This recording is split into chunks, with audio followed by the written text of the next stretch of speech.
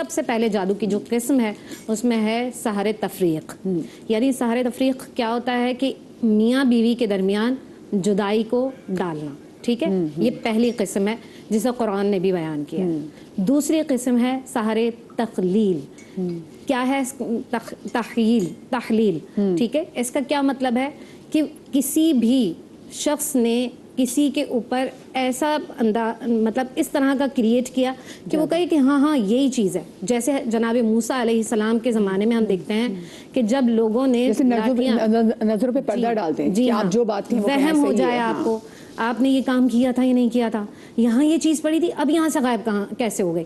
ٹھیک ہے, وہم میں ڈال دینا یا ایسی چیزیں کرنا کہ وہ سامنے والا پریشان ہو جائے. بعض اوقات ہم کسی کے اوپر ایسی اشارہ کر کے چلے گئے, اب وہ ٹینشن میں ہے. ہاں, اور آپ نے مذاق کی ہے, آپ نے شرارت کی. جی ہاں, شرارت کی ہے. یہ ایک جادو کی قسم. ایک اور جادو کی قسم جو آپ کو بہت حیرانگی ہوگی, سحر طولا. یہ کیا چیز ہے؟ ایسی خواتین جو اپنے شوہروں کے اوپر محبت کو قائم کرنے کے لیے جادو کرتی ہیں. اس کو نبی صلی اللہ علیہ وسلم نے منع کیا ہے. اچھا, وہ تو تسبیحات سے بتائی جاتی ہے کہ تسبیحات الگ چیز ہے, جادو الگ چیز ہے. اوکے, ٹھیک ہے. یہ میں صرف جادو کے بارے میں بات کر رہی ہوں, میں تسبیحات کی کوئی بات نہیں کر رہی, میں صرف جادو کی بات کر رہی ہوں. وہ جادو جو بندے کے اوپر اس طرح سے امپیکٹ کرے کہ اس کا جو ذہن ہے نا وہ ختم ہو جائے. ٹھیک ہے, تو ہم اس کی بات کر رہے ہیں. اب یہ کس طرح سے ہو سکتا ہے؟ 4 طریقے جو ہے نا علماء نے اسے مذکور کیا ہے. پہلا طریقہ کار جو اکثر کیا جاتا ہے سحر مأکول, کسی بھی چیز کے ذریعے سے کھلائی جائے. ٹھیک ہے, یا سحر مشروب, کوئی چیز پلا دی جائے. ٹھیک ہے, اب یہ جو مأکول اور مشروب ہے نا, کوئی چیز آپ کو کھلائی جا رہی ہے یا پلائی جا رہی ہے, اس کی کاٹ اسی طریقے سے ہوگی, یعنی کہ کھلائی اور پلائی کے ذریعے سے. جیسے نبی صلی اللہ علیہ وسلم نے کہا کہ زمزم جو ہے وہ جادو کی کاٹ کرتا ہے. تو اگر آپ کو کسی نے کچھ کھلا دیا یا پلا دیا اور آپ کو شک ہے کہ مجھے کسی نے کچھ کھلایا یا پلایا ہے, یا آپ کو لگتا ہے کہ کوئی آپ کو کھلایا پلا سکتا ہے, آپ کی دشمنیاں بڑھ گئی ہیں, تو اپنی روزمرہ کی زندگی کے اندر آپ نے زمزم کو رکھنا ہوگا. زمزم تھوڑا سے لے لیجئے اور زمزم کا پانی جو ہے نا اس میں پانی ملاتے رہیں تاکہ اس کے اثرات جو ہے نا وہ آپ کی زندگی پر مرتب ہوتے رہیں. دوسری چیز, اجوا کے بارے میں نبی اکرم صلی اللہ علیہ وآلہ وسلم نے ارشاد فرمایا کہ یہ بھی سحر کو ختم کرتی ہے. ٹھیک ہے, تو آپ ڈیلی روٹین میں ڈیلی روٹین میں اگر آپ اجوا کا استعمال کرتے ہیں تو آپ کبھی بھی جادو کا شکار نہیں رہیں گے, کاٹ ہوتی رہے گی. اگر آپ یہ چاہتے ہیں کہ عاملین میں اصلی اجوا مل جائے, ہاں, تو آپ یہ کر سکتے ہیں. ایک اور چیز جو جادو جس کے ذریعے سے کیا جاتا ہے سحر معلق. کوئی چیز, کوئی تعویذ, کوئی ایسے شرکیاں لفظ جو درختوں میں لٹکائے جاتے ہیں اور جب ہوا چلتی ہے تو اس کا اثر اس بندے پر پڑتا رہتا ہے. اور وہ اکثر آپ نے دیکھا ہوگا کہ درختوں میں اکثر ہم نے دیکھا ہے کہ اس کی جو شاخیں ہوتی ہیں وہاں پہ کپڑے باندھے ہوئے ہوتے ہیں. ٹھیک ہے, تو یہ جنات کے ذریعے سے کوئی بھی اکثر ہم دیکھتے ہیں لباس کا کوئی حصہ کٹ گیا, آئیڈیا نہیں ہوتا, الماری کے اندر رکھا ہوا تھا, کہاں چلا گیا بھائی. ٹھیک ہے, تو وہ جنات کے ذریعے سے وہ جسم کا کوئی بھی آپ نے جو پہنا تھا لباس, تو کوشش کریں کہ اپنے لباسوں کو بھی ادھر ادھر دیکھنے کی کوشش نہ کریں. کوشش کریں جتنا بچ سکتے ہیں بچیں اس چیز سے. اچھا, ایک اور چیز ہے, یہ ہم ایک ایسی بات میں بتا رہی ہوں جو میں نے آج تک ٹی وی چینل پر نہیں بتائی ہے, اور میں اس کو دیکھ بھی اس لیے رہی تھی تاکہ میں اس کو یاد کر سکوں. ہم خوشبوؤں کا استعمال کرتے ہیں. ٹھیک ہے, اور اکثر ہم کہتے ہیں یار بڑی پیاری خوشبو آ رہی تھی, میں بیٹھی ہوئی تھی ایسی بڑی پیاری خوشبو آ رہی تھی, یا میں بیٹھی ہوئی تھی اس میں اسمیل آنے لگی. یہ کیا چیز ہے؟ اچانک خوشبو کا آنا اور اچانک بدبو کا آنا, یہ کیا چیزیں ہیں؟ یہ بھی جادو کی ایک قسم ہے جسے سحر مشموم کہتے ہیں. اور ہمیں لگتا ہے کہ کوئی نیک روح ہے نہ کوئی ملے, وہ نہیں ہے. یعنی کہ سحر مشموم, خوشبو کے ذریعے سے کوئی خوشبو سنگھائی جائے اور اس کا اثر, کیونکہ دیکھیں آپ کو خوشبو آتی ہے نا, بعض اوقات میں آپ کو خوشبو کی مثال دیتی ہوں. مثال کے طور پر بریانی بن رہی ہے, ٹھیک ہے, آپ کو خوشبو آئے گی, اس کی مہک بالکل, ٹھیک ہے, وہ کہیں نہ کہیں آپ کو انرجی بھی دے رہی ہوتی ہے نا. اچھی خوشبو آپ کو انرجی دے رہی ہوتی ہے, بری خوشبو آپ کو بیزار کر رہی ہوتی ہے کہ بھئی کہاں سے آ رہی ہے, یہاں سے نکلو. ٹھیک ہے, تو یہ چیز بھی جادو کا ایک اثر ہے, اور اس کی ایک قسم باقاعدہ طور پر علماء نے لکھی ہے کہ اسی لیے کوشش کریں کہ اگر آپ کو کوئی آپ کو آئیڈیا ہے کہ میں اس طرح سے پرفیومز یوز نہ کروں, آپ کو تحفہ مل رہا ہے, کوشش کریں کہ اوائڈ کریں, کسی اور کو آگے ہدیہ کر دیں تاکہ ایٹ لیسٹ آپ کے اوپر اس کا اثر نہ آ. جیسے اکثر لوگ کہتے ہیں نا کہ آپ کو کہ اگر کسی کے گھر سے کسی غیر کے گھر سے میٹھا آ جائے, اور اکثر جیسے آپ تو اہل علم ہیں تو اہل علم پہ بھی بڑی کوشش کی جاتی کہ جو ہے وہ نظر لگانے کی. اچھا کالر ہمارے ساتھ کافی دیر سے موجود ہے کراچی سے, حمیرہ. السلام علیکم جی. وعلیکم السلام, آپ سب لوگ کو السلام علیکم. وعلیکم السلام حمیرہ جی, بہت معذرت کیونکہ بات اتنی انٹرسٹنگ تھی کہ میں پھر کاٹ کے آپ کے درمیان بات ہو رہی تھی مدیہ, میں سب سن رہی تھی اور یہ لگتا ہے ہر ایک سے جڑی ہوئی باتیں ہیں یہ. تو میرا بھی سوال ان لوگوں سے یہ ہے کہ جیسے کپڑوں کا پھٹ جانا, آپ کوئی بھی کپڑا پہنے وہ جگہ سے پھٹ جاتا ہے, پہلا سوال میرا یہ ہے. دوسرا, پیروں کے اوپر بڑے بڑے نیل کا ہو جانا, اس کو بھی ہم لوگ یہ کہتے ہیں. اور دوسرا یہ کہ جو نظر بد حسد ہوتی ہے, اگر آپ کو پتہ چل جائے جو آپ سے مخلوق نہیں ہے, جو آپ سے اچھا ملنے والا نہیں ہے, تو رشتے دار ہو جو بھی ہو, تو ان سے ملنا پھر ہمارا صحیح ہے کہ نہیں, کیونکہ وہ چیز بار بار ریپیٹ بھی ہوتی ہے نا. تو یہ سوالات میرے بہت اہم ہیں. اور بچوں کے حوالے سے کہ جب اگر بچے کچھ اچھا کرتے ہیں تو ان پہ نظریں ضرور لگتی, چاہے وہ پڑھائی سے ہو چاہے وہ پہننے اڑنے سے ہو. تو پلیز صحیح سے مجھے آنسر دیجیے گا. بہت جزاک اللہ. چلیں میں یہ علامہ صاحب سے, مفتی صاحب سے, ان سے بھی پوچھ لیتی ہوں. جی ہاں نور بھائی, علامہ صاحب. جی کوشش کرتا ہوں صحیح جواب دینے کی. دیکھیں پہلی بات تو یہ ہے کہ ایک عادت یہ بنا لیں کہ جب بھی کوئی نیا لباس خرید کے لائیں یا آپ کوئی عطریات خوشبو وغیرہ جیسے خریدیں, جیسے بہن نے بتایا, تو صدقے کو اپنی روٹین میں داخل کریں, اس کا صدقہ نکالیں. صدقے کے حوالے سے نا کہ صدقہ تو ترد البلا, بلاؤں کو رد کرتا ہے, ٹھیک ہے نا.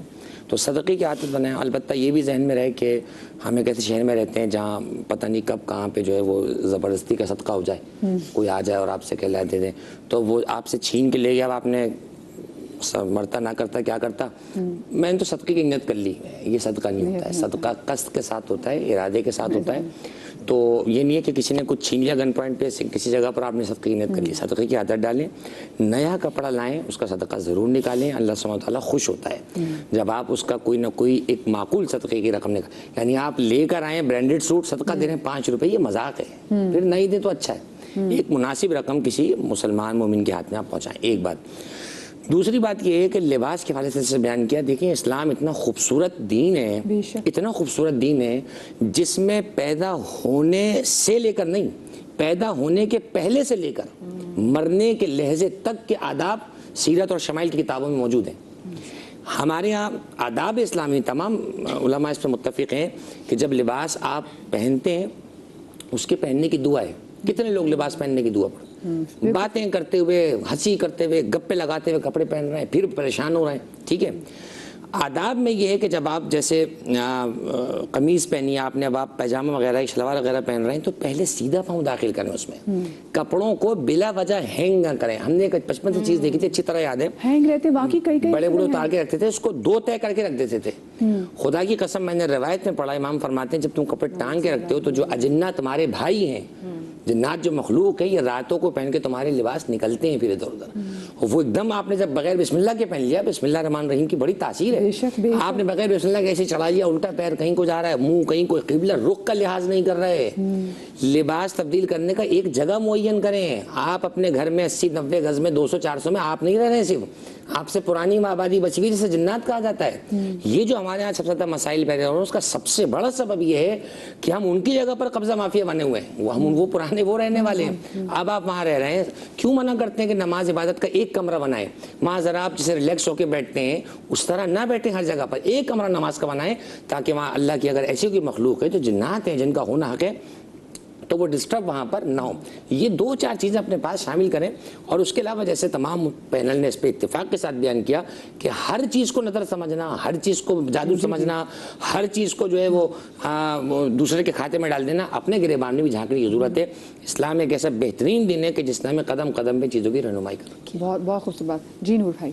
بسم اللہ الرحمن الرحیم. دیکھیں جس طرح ابھی بہن نے بات کی تھی کہ کپڑے پھٹ جاتے ہیں یا پھر جسم میں نیل پڑ جاتے ہیں, بحیثیت ایک حکیم اگر میں آپ سے کہوں تو کبھی کبھی جسم میں ایسی تیزابیت بن رہی ہوتی ہے, اس کے پسینے کی وجہ سے بھی آپ کے کپڑوں میں اس کا اثرات پڑتے ہیں. وہ جسمانی وجہ سے ہوتی ہے, بیماری کی وجہ سے بھی ہوتی ہے. کبھی کبھی آپ کی بلڈ سرکولیشن کی وجہ سے اور آپ کے ہارمونس چینج ہونے کی وجہ سے آپ کے جسم پہ نیل پڑ رہے ہوتے ہیں. اگر آپ کسی عامل کا اگر پروگرام دیکھ رہے ہیں تو آپ تو سمجھیں گے کہ ہر بیماری جو ہے وہ جادو ہے. ایسا نہیں ہے، تمام زاویے ہیں، علماء نے اس میں ابحاث کی ہیں۔ ہاں اس میں ایسا ہوتا ہے کہ ایسے سمٹمز ہیں، اس طرح کے جو جادو کی کائنڈس میجر جو ہیں وہ دو ہیں، ایک سحر علوی اور ایک ہے سحر سفلی۔ علوی جو غیر مرئی طاقتوں کے ذریعے ہوتی ہے، اور سحر سفلی جو ہے وہ خبیث جنات کے ذریعے کی جاتی ہے۔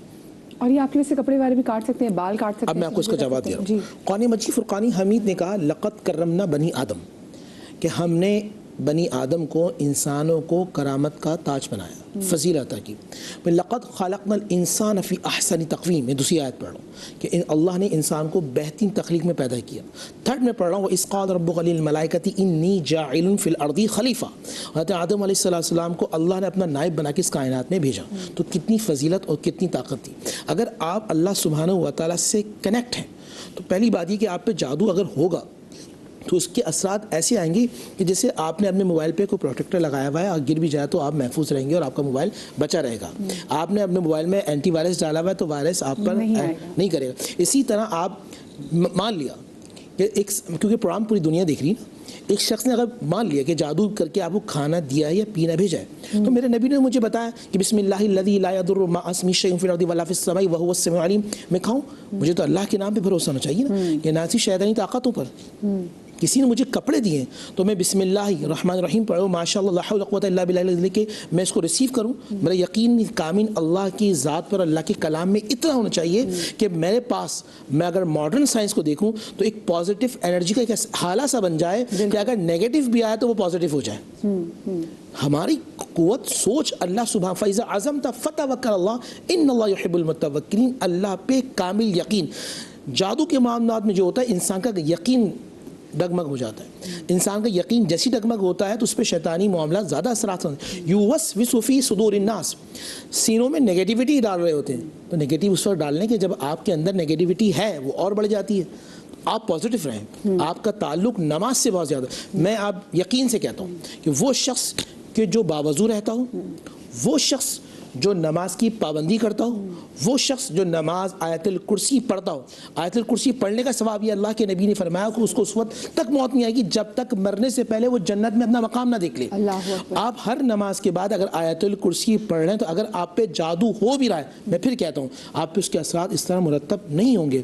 پھر آپ نبی کا طریقہ کار ہے کہ جیسے آپ اس کو دعا میں پڑھ لیں، اگر آپ ہاں بہن آپ ہر نماز کے بعد ایک مرتبہ پڑھ لیں، 3 مرتبہ پڑھ لیں۔ اگر آپ سمجھتے ہیں کہ آپ پہ جادو ہے، ہمارے یہ مسئلہ پتہ کیا ہوتا ہے، ہر چیز کو ہم بہت زیادہ پڑھ لیتے ہیں۔ اگر مثال جادو ہوا بھی ہے، آپ کو پتہ آیت الکرسی میں نے آپ کو پروگرام میں پہلے بھی کہا تھا بہن، جب ایک بندہ کوئی بھی ایک مرتبہ آیت الکرسی پڑھتا 17 مرتبہ اس پہ اللہ کی نظر رحمت ہوتی ہے، 17 مرتبہ اس پہ اللہ سبحانہ و تعالیٰ کی توجہ ہوتی ہے، 17 مرتبہ اللہ سبحانہ و تعالیٰ کا فضل ہوتا ہے، 17 مرتبہ۔ اگر دن میں آپ صبح شام 100 مرتبہ پڑھ لیتے ہیں تو آپ اندازہ کیجیے کتنی مرتبہ۔ اور پھر میں آپ کو بتاتا ہوں ایک سب سے بڑی بات، اگر آپ سمجھتے ہیں کہ آپ پہ جادو ہے، میں آپ کو آج ایسا وظیفہ بتا رہا ہوں جو اللہ کے نبی نے بتایا صلی اللہ علیہ وسلم، جب آپ پڑھیں گے تو آپ کو 10 غلام آزاد کرنے کا ثواب ملے گا۔ اچھا ثواب بھی ملے گا؟ ثواب ملے گا۔ جب آپ پڑھیں گے تو اللہ سبحانہ و تعالیٰ ہو سکتا ہے آپ پہ اپنی جنت کو واجب فرما دے۔ جب آپ پڑھیں گے آپ کے 100 گناہ کبیرہ کو اللہ سبحانہ و تعالیٰ صغیرہ کو معاف فرما دے گا، آپ کے مقام بلند ہو جائیں۔ وہ کیا ہے؟ وہ دعائے عرفہ ہے، اس کو تحلیل بھی کہتے ہیں، لا الہ الا اللہ وحدہ لا شریک لہ الملک ولہ الحمد وہو علی کل شیء قدیر۔ کتنا پرانا سفلی کا عمل ہے۔ آج لوگ پریشان ہیں کہ بھئی ہم 20 سال سے علاج کرا رہے ہیں، 25 سال سے علاج کرا رہے ہیں۔ میں آپ کو مصطفیٰ جان رحمت کا وظیفہ بتا رہا ہوں، آپ یہ وظیفہ پڑھ لیں کہ لا الہ الا اللہ وحدہ لا شریک لہ الملک ولہ الحمد وہو علی کل شیء۔ اپنے بچوں کو یاد کرائیں یار، آپ بچوں سے باتیں کریں، کتنا اچھا ہے۔ کہ آپ کو پتہ ہے ایک عیسیٰ علیہ السلام ایک قبر پہ جا رہے ہیں، دیکھا وہاں پہ اللہ کے نور کی بارش ہو رہی ہے، عیسیٰ رو اللہ یہ نور کی بارش کیسے ہو رہی ہے؟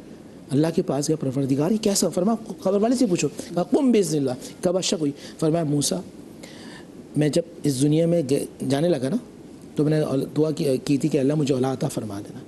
میرے یعنی کہ میرا وصال ہوا، اس وقت میری بیوی حاملہ تھی، اس کے میرے انتقال کے بعد بچہ پیدا ہوا۔ آج پہلی مرتبہ میری بیوی نے میرے بیٹے کو اللہ کہنا سکھایا تھا. جب اللہ کہا تو اللہ کی رحمت ایسی جوش میں آئی کہ میری قبر کو نور سے منور کر دیا.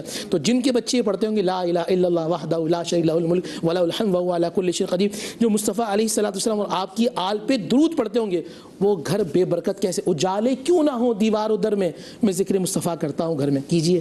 کیا کتنی خوبصورت بات کی. تو یہ تو نام ہی ایسے, اس سے بڑا وسیلہ تو اور کچھ ہے ہی نہیں.